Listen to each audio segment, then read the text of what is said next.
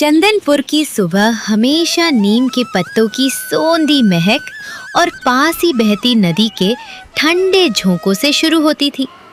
चंदनपुर एक छोटा लेकिन समृद्ध गांव था, जहां के लोग सादगी और खुशहाली में विश्वास रखते थे। उस गांव के किनारे एक छोटा सा ठेला लगता था। उस ठेले का मालिक रवि था। वो ठेला पर जो जायका था वो 100 साल पुराना था। अंग्रेजों के जमाने से लेकर अब तक वो ठेला उसी जगह पर लगता था। सिर्फ लोग बदले, जायका नहीं। एक दिन 2 शहर के लोग उसके ठेले पर आते हैं। हेलो ब्रो, मैंने आपके और आपके ठेले के बारे में बहुत सुना है, पर क्या करूं, मेरे सारे पैसे चोरी हो गए। अब मेरे पास पैसे नहीं बचे। क्या आप मुझे अपना मटन खिला सकते हैं? Money follows, my brother. Money follows. हमें पैसों के पीछे नहीं भागना चाहिए, हमें भूखे लोगों के पीछे भागना चाहिए। आप निश्चिंत रहिए, मैं तुरंत आप दोनों दोस्तों के लिए प्लेट लगा रहा हूँ। रवि ने तुरंत पीतल की प्लेटों में भाप उड़ता हुआ मटन और गर्मा गर्म रोटियां उनके सामने सजा दी। दोनों दोस्तों ने जैसे ही पहला निवाला खाया, वे स्वाद के आनंद में खो गए। अद्भुत! ऐसा स्वाद मैंने जिंदगी में कभी नहीं चखा। भाई, इस 100 साल पुरानी रेसिपी का राज क्या है और आप कब से ठेला लगा रहे हो? ये ठेला अंग्रेजों के जमाने से लग रहा है, जब मेरे परदादा यहाँ मिट्टी के चूल्हे पर मटन बनाया करते थे। तब से लेकर आज तक पकाने का तरीका और हमारी निष्ठा वही है। रेसिपी का असली राज किसी मसाले में नहीं, बल्कि धैर्य, मेहनत और ईमानदारी में है। ये विरासत हमारे परिवार का खजाना है, इसलिए रेसिपी का राज मैं नहीं बता सकता। दोनों दोस्तों ने पेट भरकर मटन खाया और रवि का धन्यवाद किया।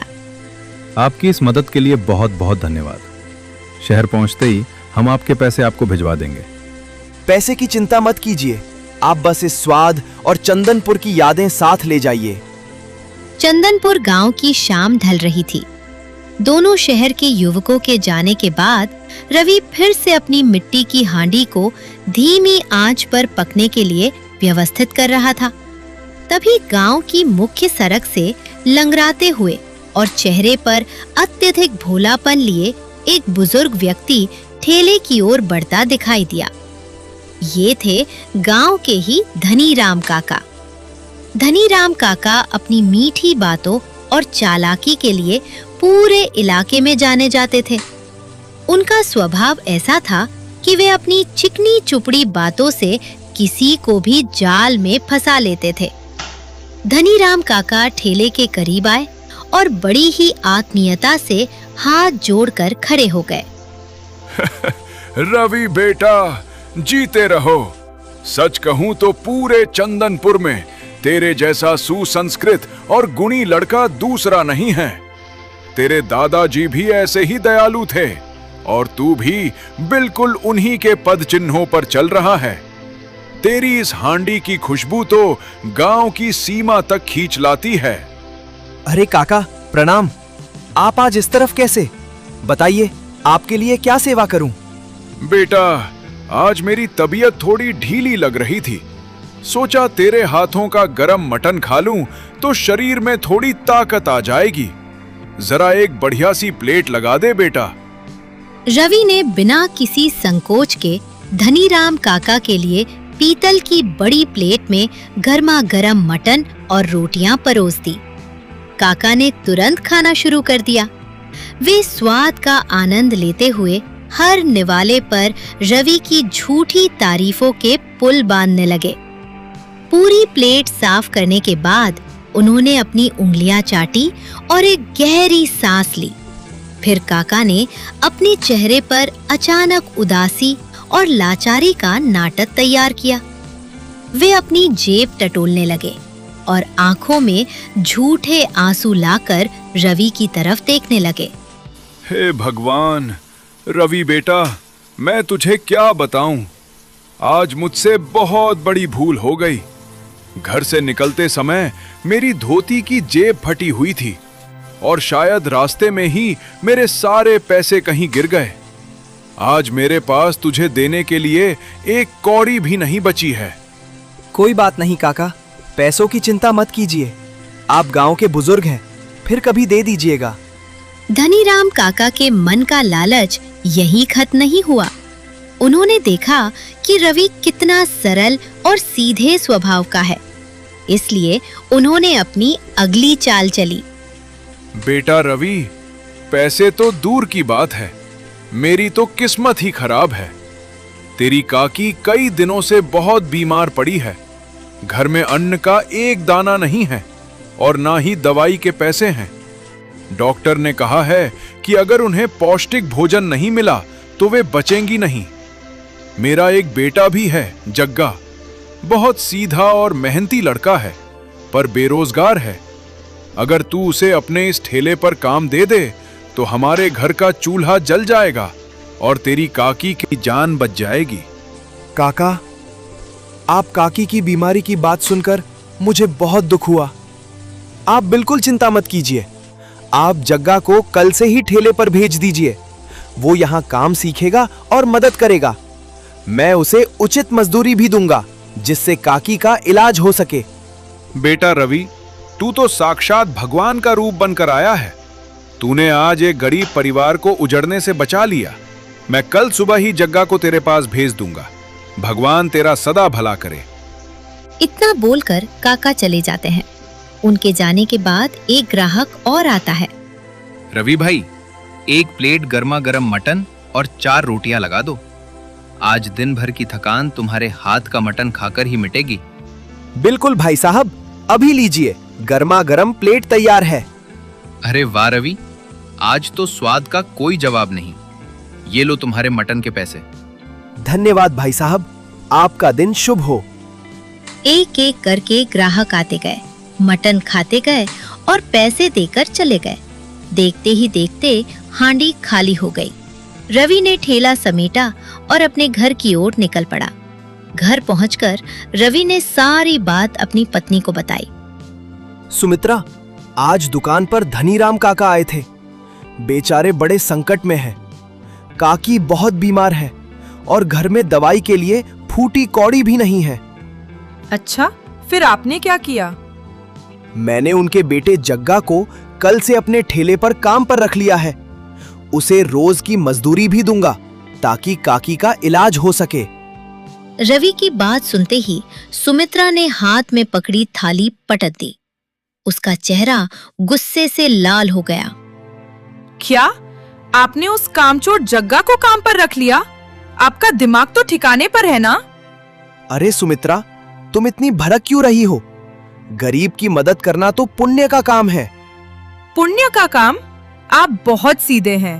पूरा गांव जानता है कि धनीराम काका कितने बड़े मक्कार और लालची हैं। काकी बिल्कुल ठीक भली हैं।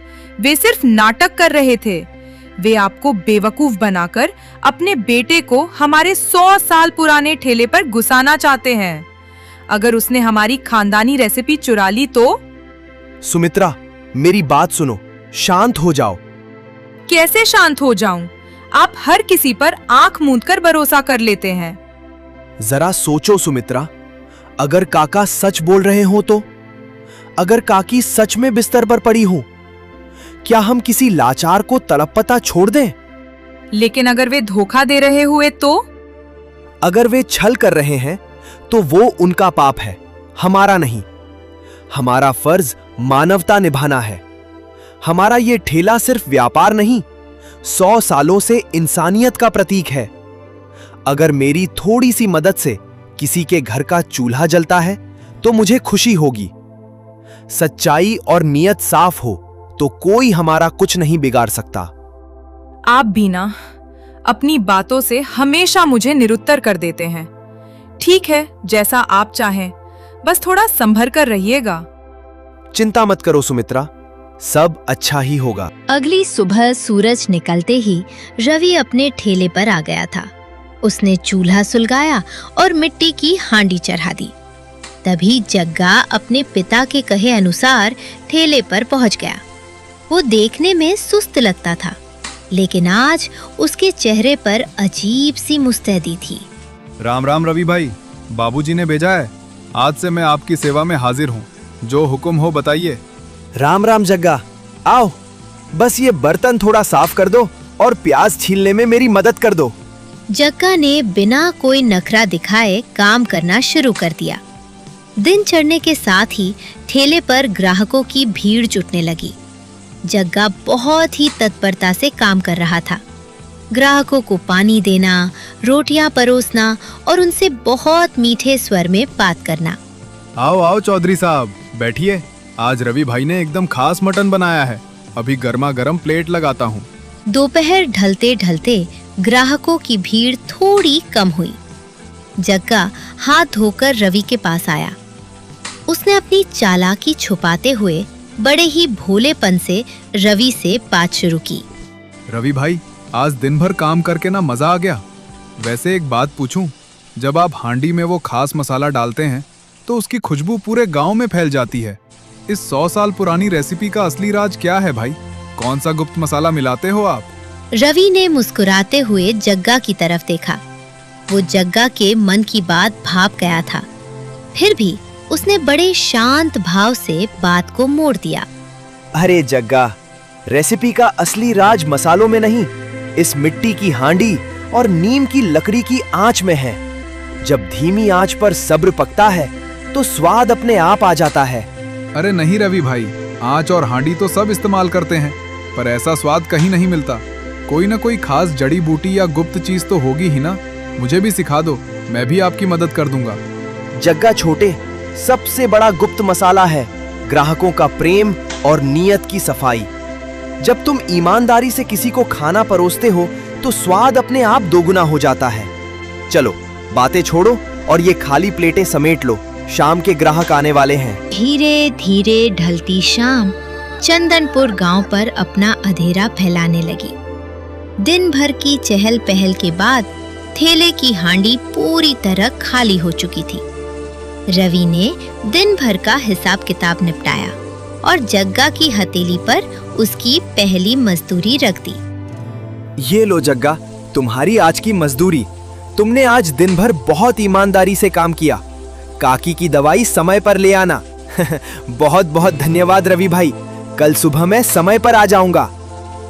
जग्गा पैसे जेब में डालकर सीधे अपने घर की ओर निकल पड़ा। घर पहुंचते ही उसके पिता धनीराम काका से कहता है, पिताजी, मैं आ गया। आ गया जग्गा, आ बैठ। बता, आज पहला दिन कैसा रहा? उस सीधे सादे रवि ने तुझे ठेले पर पूरा कब्जा जमाने दिया या नहीं? और सबसे बड़ी बात, उस 100 साल पुरानी रेसिपी का गुप्त राज पता चला या नहीं? बाबूजी, आप भी कैसी बातें करते हैं? पहला ही दिन तो था आज। मैंने दिन भर जमकर मेहनत की, ग्राहकों की मक्खनबाजी की और रवि का दिल जीतने की पूरी कोशिश की। पर वो बंदा जितना सीधा दिखता है, अंदर से उतना ही पक्का है। क्या मतलब? तूने उससे पूछा नहीं? पूछा था बाबूजी। जब दोपहर में भीड़ कम हुई तो मैंने बड़े प्यार से उससे उस गुप्त मसाले के बारे में पूछा, पर उसने ऐसी सफाई से बात घुमा दी कि मैं देखता ही रह गया। कहने लगा कि असली राज तो धीमी आंच, मिट्टी की हांडी और नीयत की सफाई में है। अरे बेवकूफ, नीयत की सफाई से कहीं मटन में स्वाद आता है? ये सब तुझे बहलाने के तरीके हैं। तू वहां क्या केवल रोटियां परोसने और बर्तन ढोने गया है? अगर उस रेसिपी का राज ही पता नहीं चलेगा तो अपना खुद का नया ठेला कैसे खोलेंगे? हमारी तो पूरी योजना ही धरी की धरी रह जाएगी। बाबूजी, आप थोड़ा सब्र रखिए, इसमें थोड़ा समय लगेगा। अगर मैं ज्यादा जबरदस्ती करूंगा या बार बार एक ही सवाल पूछूंगा तो रवि को शक हो जाएगा। वो बहुत होशियार है, मुझे लगता है कि उसे थोड़ा थोड़ा अंदाजा हो रहा है। अरे शक की ऐसी तैसी, हमारे पास इतना समय नहीं है जग्गा। अगर हमने जल्दी नहीं की तो गांव वाले तुझे सिर्फ उसका नौकर ही समझते रहेंगे।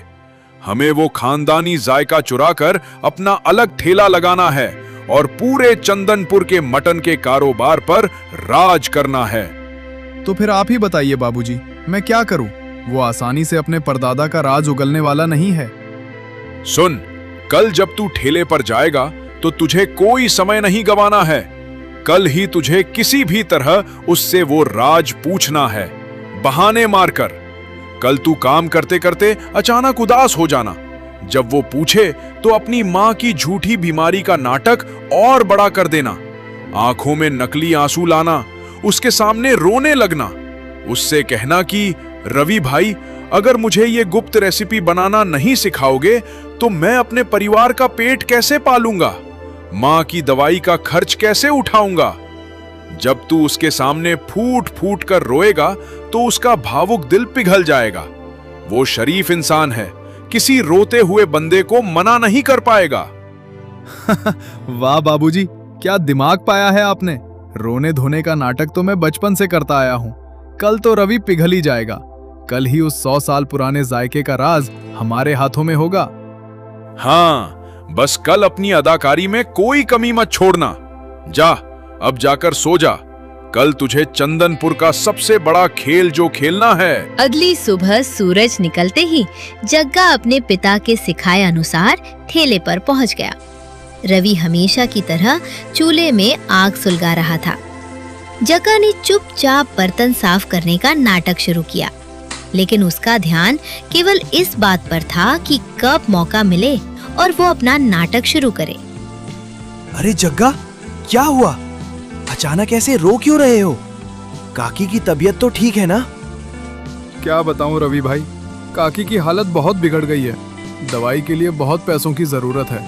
अगर आप मुझे इस मटन की 100 साल पुरानी गुप्त रेसिपी का राज बता दें तो मैं भी रात में अलग से काम करके कुछ पैसे कमा सकूंगा और अपनी माँ की जान बचा लूंगा। भगवान के लिए मुझे वो गुप्त मसाला बता दीजिए रवि भाई। जग्गा, आंसू पोंछ लो। मुझे बेवकूफ बनाने की कोशिश मत करो। जो इंसान किसी की बीमारी का झूठा नाटक करके किसी का भरोसा तोड़ना चाहे, वो कभी सच्चा नहीं हो सकता। मुझे कल ही शक हो गया था, लेकिन आज तुमने साबित कर दिया कि तुम्हारी नीयत में खोट है। नहीं रवि भाई, आप गलत समझ रहे हैं। मैं तो बस। चुप रहो। मेरी ईमानदारी और दयालुता का फायदा उठाने की कोशिश मत करो। ये रेसिपी मेरे पूर्वजों की पवित्र अमानत है, जिसे मैं किसी लालची और धोखेबाज इंसान के हाथों में कभी नहीं जाने दूंगा। तुरंत यहां से चले जाओ। रवि भाई, मेरी बात तो सुनिए। एक शब्द भी और नहीं। अभी के अभी मेरे ठेले से दूर हो जाओ, वरना अंजाम अच्छा नहीं होगा। निकल जाओ यहां से। रवि का रौद्र रूप देखकर जग्गा बुरी तरह डर गया। उसकी सारी चालाकी धरी की धरी रह गई। वो बिना कुछ कहे पैर पटकते हुए और अपना सा मुंह लेकर सीधे अपने घर की ओर भाग खड़ा हुआ।